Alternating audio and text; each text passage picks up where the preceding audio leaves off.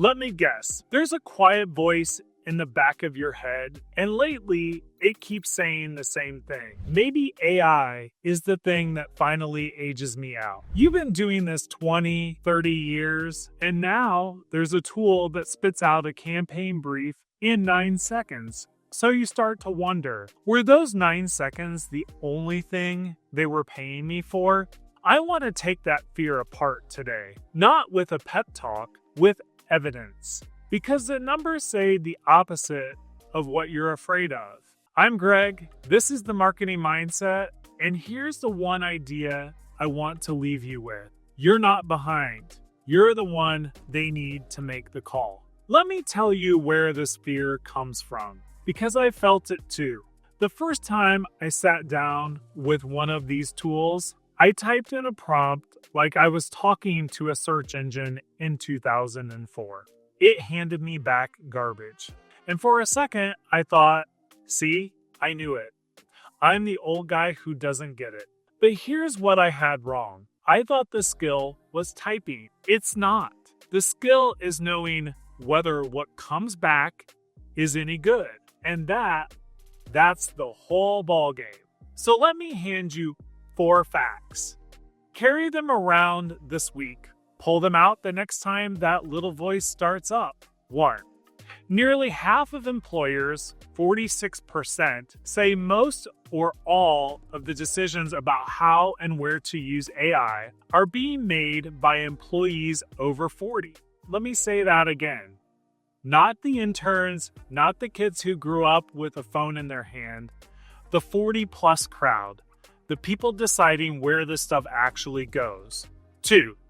Over the past 5 years, workers over 50 added AI skills nearly twice as fast as younger workers. Twice as fast.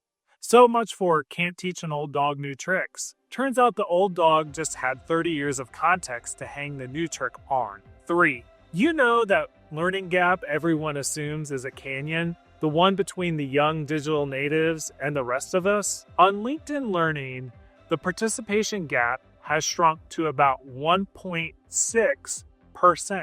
1.6. That's not a canyon, that's a crack in the sidewalk. And 4. Here's the one nobody saw coming. More than 40% of CEOs say they plan to cut junior roles and shift towards senior talent. Let that sit for a second. The conventional wisdom was that AI comes for the experienced, expensive people first. But it turns out AI is really good at the entry-level stuff. The first draft, the summary, the cleanup. What it's not good at is knowing which draft to kill. And that's you. So here's what's actually happening. AI didn't lower the value of experience because AI rewards judgment, and judgment is the one thing you cannot download. You bought it, you paid for it, in late nights, in bad launches, and clients who changed their mind at 4:55 on a Friday. Let me give you a small one. A while back, I had a tool draft a customer email for me.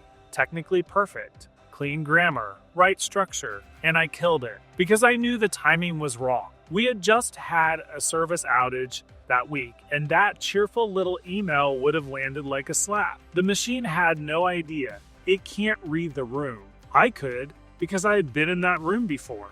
That gap between what the tool produces and what's actually right. That gap is where your whole career lives now. You're not competing with the machine. You're the one who decides what the machine ships. So here's the shift I want you to make. 1 sentence. Stop asking, how do I catch up on the tech? Start asking, how do I get my judgment into the room? Because catching up is a losing game. There's always a newer tool, always a newer feature. You'll spend the rest of your career out of breath chasing it. But judgment, it doesn't expire. The taste you've built, the pattern recognition, the instinct that says, that headline is trying too hard, that's the asset. Lead with that. Let the tool catch up to you. Now, I promised you one thing to do this week. Just one. Here it is. Volunteer to write your team's AI guard rules. 1 page, that's all. Where we use AI, where we don't, and what a human checks before anything goes out the door. Here's the thing. Nobody on your team wants to write that document, and nobody is better positioned to write it than the person who's already seen what happens when good work goes out unchecked. And when you write those guardrails, something quiet happens. You stop being the person who's behind on AI, and you become the person who decides how the whole team uses it. One page this week. That's the move. So let me leave you with a question. And I'd actually like you to sit with it, not just nod and keep scrolling. What would you change about your week? You walked into every room believing you were the most valuable person in it, not the most replaceable, the most valuable. Because the data says you might be. You just have to start acting like it. If this hits something for you, do me a favor, subscribe. I make one of these on Tuesdays for people exactly like us, the experienced ones, figuring this out in real time, scars and all. I'm Greg. You're not behind. You're the one they need to make the call. I'll see you in the next episode.